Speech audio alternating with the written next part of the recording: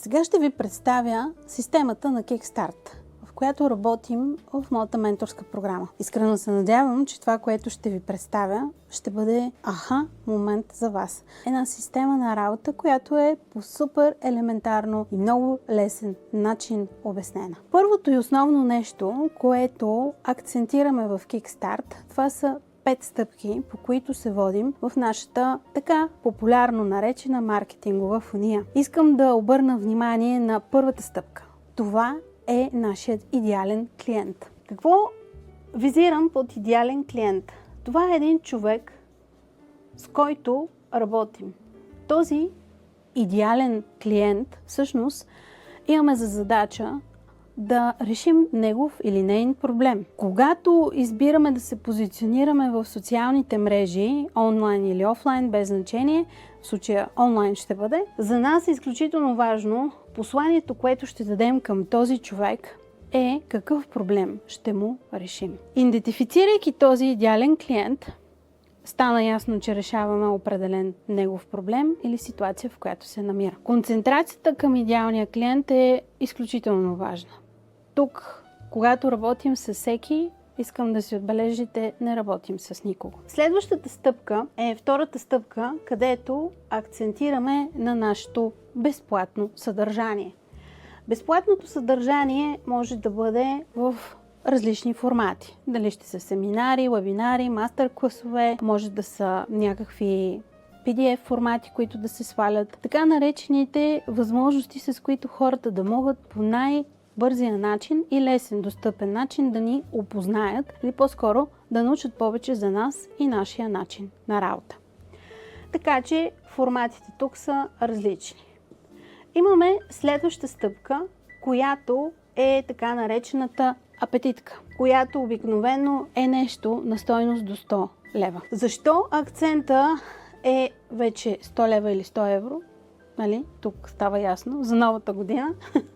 Да кажем, че единицата е 100. Целта на тази апетитка е, че клиента, който достига до нас, той вече чисто на психологическо ниво ни гласува доверие и има интерес към нещата, които правим, да ги задълбочи в по-детайлен вариант и формат, в който да работи с нас.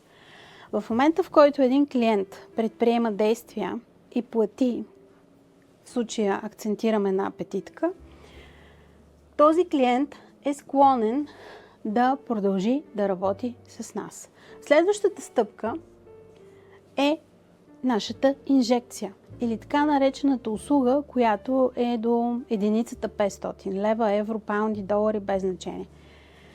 Това е нашата четвърта стъпка – инжекция.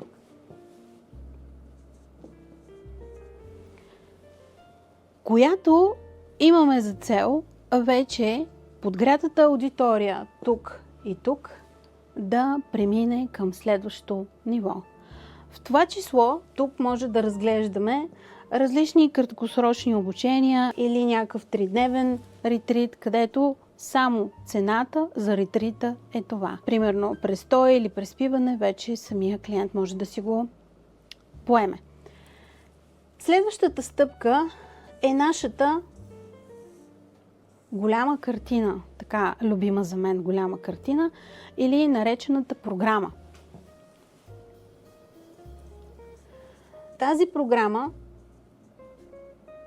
може да бъде на стойност от 1000 до 10 000 лева.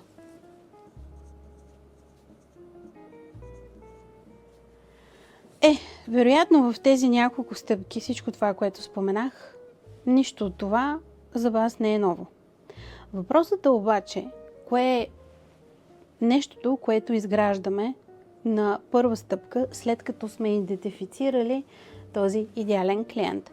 Обикновено всички специалисти, терапевти, коучове, лечители, терапевти, без значение хора, които са в тази сфера и хора, с които аз работя, се юрват и започват да изграждат супер безмислени, безбройно много безплатно съдържание. Без да знаят главното нещо, а именно след като идентифицираме нашия идеален клиент, първата стъпка е да разпишем нашата голяма програма. Тоест, кое е онова нещо, което ще отведете вашия клиент на края на вашата фуния стъпка по стъпка. За следващите стъпки, кое след кое следва и как всъщност да го разработим, може да ме последвате в социалните мрежи или да се включите в някои от моите предстоящи събития.